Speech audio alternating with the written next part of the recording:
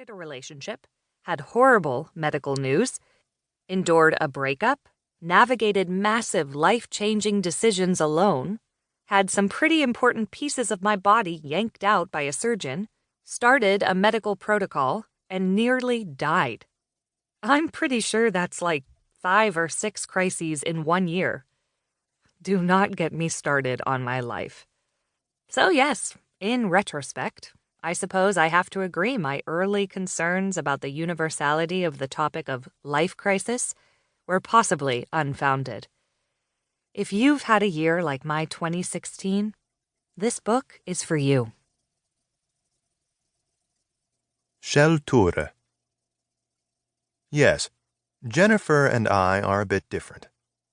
If traveling through life is like a long drive, where you start out on a wide-open, multi-lane freeway like they have in sunny Southern California, and then transition in time over to a single-lane, icy country road like we have in Norway in winter, both of us are on that rather slippery section of road at this point in our lives. In the back seat of her car, Jennifer has the book Kitchen Confidential by Anthony Bourdain and a takeaway tray of sushi, while I have 3 kids arguing about what is the best ski wax for cross-country skiing in -10 degrees Celsius, 14 degrees Fahrenheit.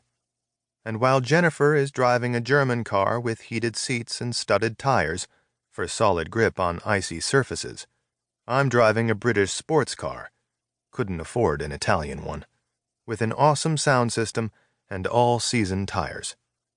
I prefer to slide and accelerate around the icy bends. Jennifer doesn't.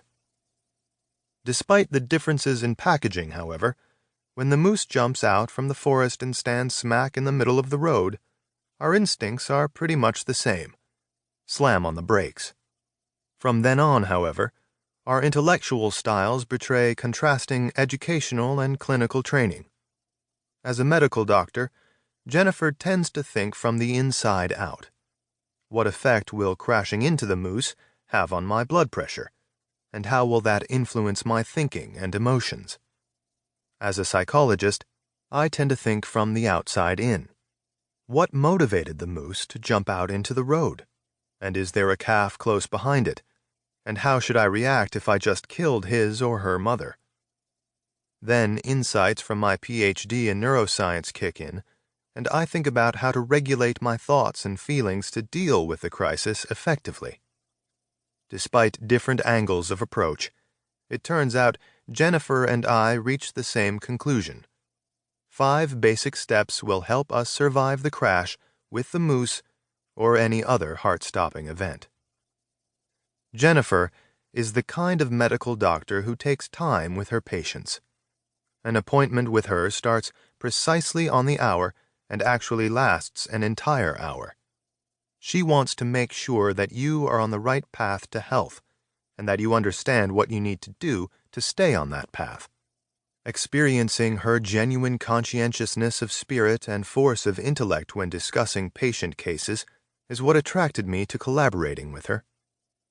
The original model I suggested for the 5 steps was in the form of a hand with 5 fingers, based on the idea that the hand had been described as the outer brain by a philosopher I admired in my youth.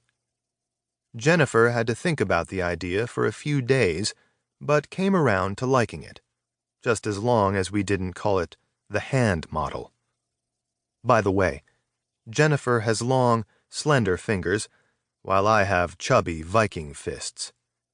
Despite our inner and outer differences, though, we are both passionate about communicating practical mental health strategies to those in need.